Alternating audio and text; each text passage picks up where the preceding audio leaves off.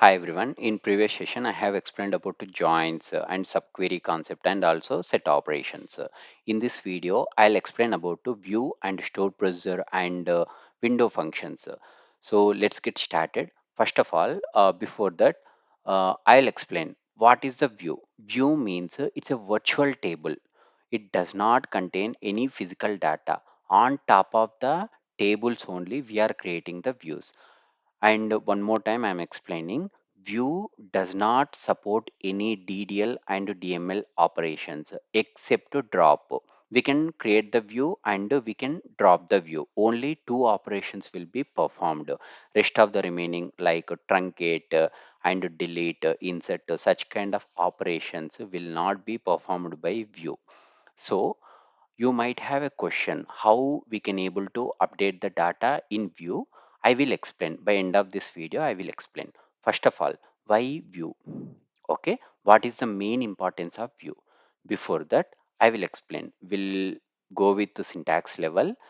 This is the syntax: create view, view name as whatever the select query you want to use. You can place the select query here and simply run the script. Query will be executed. Okay, let me see here what I am trying to do. Yeah, create view. Yeah, view created successfully. Select to start from view name. This is the data. You can see salary and department name. What I am trying to do here, each department level maximum salary. This is the query. Individually I have taken the query. This is the query results. You can see same results. Okay, here salary 5,000 for accounting department. Let me check in department table. Accounting department is 10. Let me take 10 here. What is the maximum salary? 5,000. Here you can see whatever the query related output you can see in view output. Okay, here we'll discuss what is the advantage with view. Okay, in real time scenario, you might have possibility of joining multiple tables. That means you will get a situation of using the complex query joins or any complex subqueries. In such use case, the query related results will be used in some other table or in some other use case. Every time you need not to use the entire subqueries or entire complex queries. On top of the subqueries or on top of the complex queries, you can create a view. Simply you can use the view on whatever the use case. Okay, for example, you want to use this query results in some other analytics layer or any Power BI dashboard. Okay, you need not to use the entire complex query. Okay, performing on complex query will cause lot of performance issues. Simply the results you can store in one of the view. The view you can use whatever the use case. Okay, whenever required, results will be same. You can see here the end results will be the same. Yeah, this is the main advantage with views. Mostly, what is the main advantage is if we have complex queries, on top of the complex queries, we can create the views.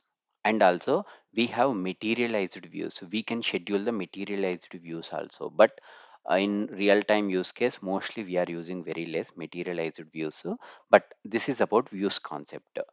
Okay, simply just now also I have explained views can't perform any kind of operations except to create and to drop.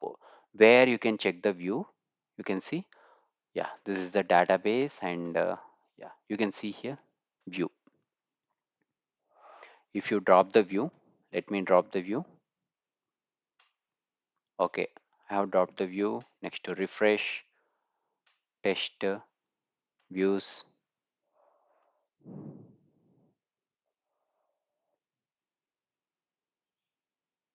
It will take some time. Okay, After that, I'll show you. Okay, system views, it's expanding. Yeah, these all are the system views actually. Okay, our view is not here. If you create the view, after refresh, you will appear here. Let me create the view executed successfully. Database, views, you can see here, view. Okay, next. Just now, I have asked one question. How to update the data in view? Simply. Okay, here you need not to update the data in view level. Whatever the base tables you have updated, automatically it will be reflected into the view. For example, if you update data in employee table or department table, on top of the table, you have created a view. Okay, automatically data will be reflected into the view. This is the simple concept. Okay, here I am dropping the view. Only create and drop will be performed. Rest of the remaining operations will not be performed by view. Okay, next, store procedure. Mostly we'll call as store proc or store procedure. Anything is fine. Okay, in which use case we are using the store procedure, I'll explain. For example, intermediate results or any btech related results were released. You want to search, I mean, you want to know your results using your hall ticket number or and also your phone number, whatever the filter criteria you have mentioned. Okay, most of people might experience with the hall ticket number only. If you pass your hall ticket number, automatically in UI, okay, in UI you can able to see your results, how uh, the operation was performed in the backend. Such kind of operations are handled by stored procedures. Okay, this is a simple syntax I'm explaining here. Here I'm creating a stored procedure, create procedure. This is the procedure name. These all are the two custom parameters I'm trying to pass. Okay, next, begin. Whatever the select query I want to use, I'm using the same select query here. I mean, this is not same select query. I'm using the select query. Select employee name, employee number, job, salary, department name. I'm trying to filter with the two parameters. One is the department number and a job title. Okay, let me try to create a stored procedure. Next, yeah, stored procedure was created. How to execute a stored procedure? That means I want to see the data of the stored procedure. Here, this is the syntax exec, execute stored procedure. Whatever the fields you have created, that means custom parameters, you can pass the custom parameters here. Yeah, you can see results. Let me take the same select query.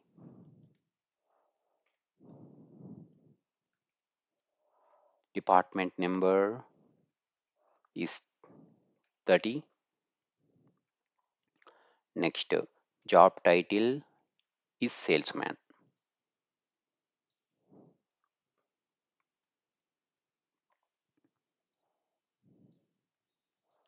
You can see here same results. Okay, this is a way we can create a store procedure. How we can see store procedures, I mean, where we can see store procedures in DB level. Okay, go to programmability. I'm explaining SQL server. Okay, this is SQL server. Here under store procedures, here here I have already filtered that way. I mean, that's why you can see this store procedure. If not, you can go to filter and filter settings. You can paste your stored procedure name here and simply click OK. You can see stored procedure. Okay, this is a stored procedure. How to drop a stored procedure? Drop procedure. This is a stored procedure name. If I am trying to execute this, stored procedure were dropped. If I am trying to execute this execute script, you won't see because the object was not found. Just now we have dropped. That's all about views and stored procedures. Okay, next we'll go to window functions or analytical functions. What are the main advantage with window functions or analytical functions means?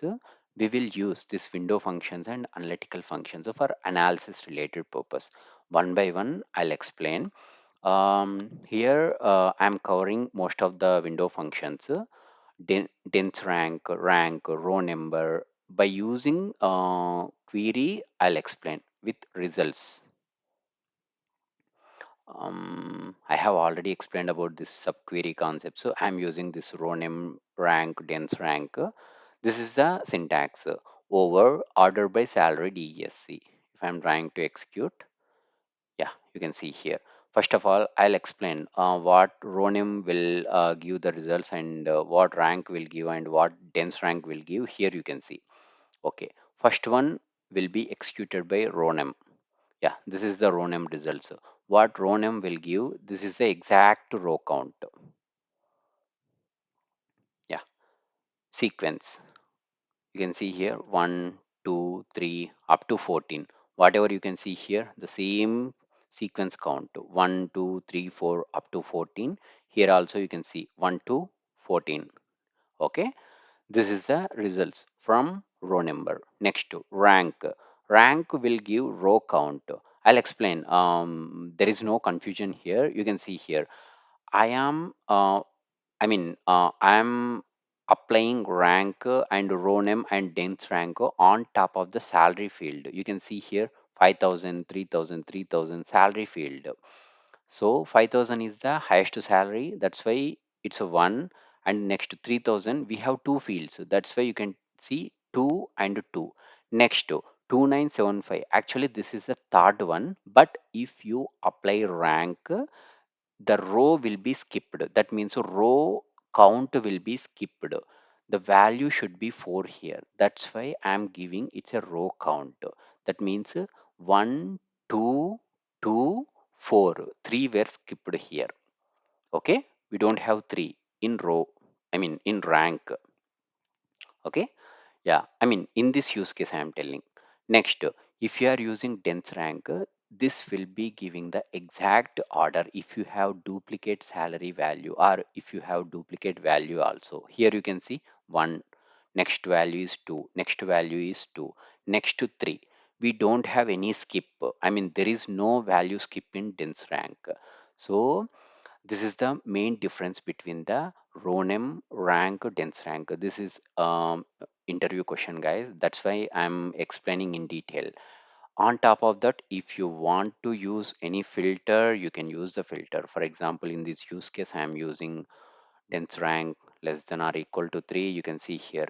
This is the clear cut explanation 1, 2, 3, 4, and this is 1, 2, 2, 4, and next one dense rank is the 1, 2, 2, 3. Yeah, that's why I have taken this example.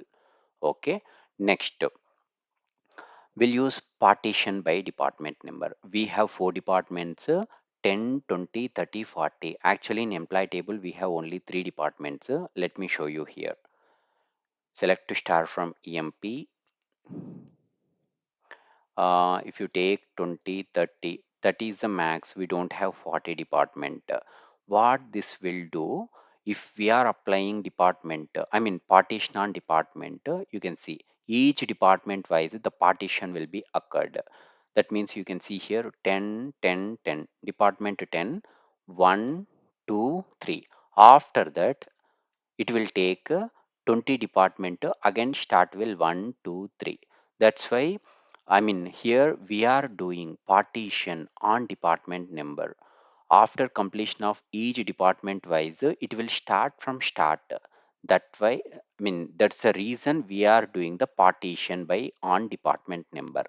Okay, next, yeah, this is also same syntax. SQL Server providing this with the T as option also. Both will be same. The end results will be the same.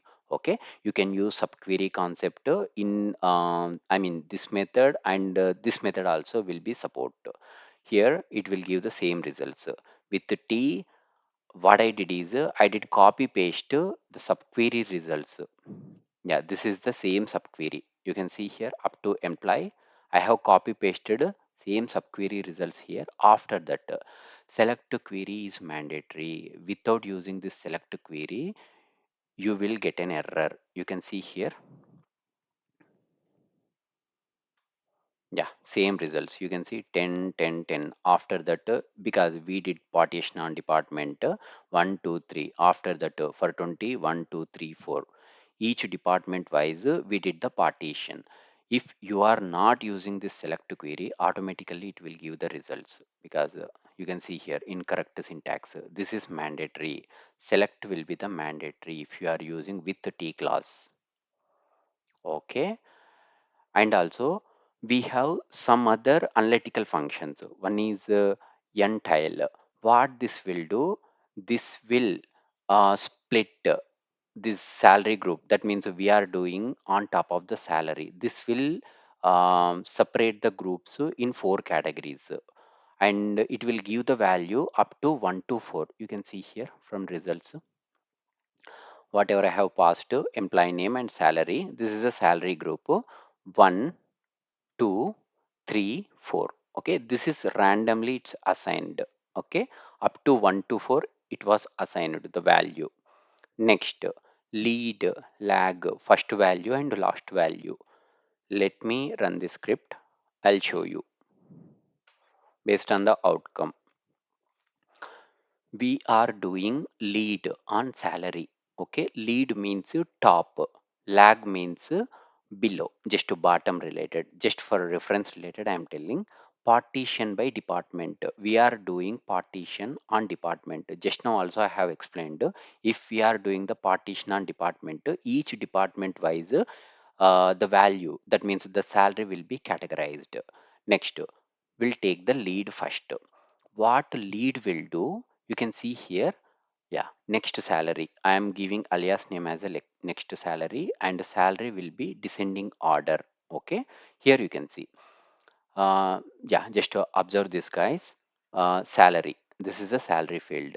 What lead will do here, first value you can ignore. This is the second value, you can see here 2450, it comes to here. Next 1300, it comes to here. Department, we did the partition on department wise, so 10 department ended here, that's why you can see null value here. Next 20, for department 20 we have two values, 3000, 3000. Okay, 3000 value comes here. Next to 2975 value comes to here. Next double one double zero value comes to here. What is the advantage with this lead function or lag function? Lag function also will do the same. There is nothing fancy here. Let me show you here guys. 5000, you can ignore the first one. Next 5000 value comes to here. Next to 2450 value comes to here. Okay, one value is decreasing, lag. Lead means one value will be increased. Okay, I'll explain what is the use of this lead and lag. We'll cover this first value and last value. Okay, here in department 10, what is the first value? Will be the 5000, correct? You can see here for all department, I mean department value fields, you can see first value will be the 10. Next 3000, 3000 for 20, 20, 20 up to here value will be the 3000. Okay, last value means for this last value will be the 1300, the 1300 value here. You can see 10, 3 rows, 1300. Next for this value last value will be the 800, 800 value will be the last value. Okay, what is the advantage of this lead and lag functions? Okay, simply I'm explaining. Your January sales are 5000. Next, your Feb sales are 2450, and your March sales are 1300. You want to know each monthly wise sales separately. That means you want to differentiate. I mean, you want to know analytics perspective. You want to know each monthly wise or each yearly wise. You want to know the sales. For example, this is 2025 sales, this is 2024, this is 2023, and also each year wise we have monthly category. You want to know the sales at that moment. You want to differentiate current year data with the previous year data. With row level, you can't differentiate. If you convert these vertical values to the horizontal value only, you can able to differentiate separately each individual field level. You can see here, this is salary field, this is next salary field. You can easily separate. Such purpose we are using this lead and lag function. Okay, this is the main advantage with lead and lag functions. Yeah, that's all about this video, guys. Thank you. Stay tuned for more content. Thank you very much.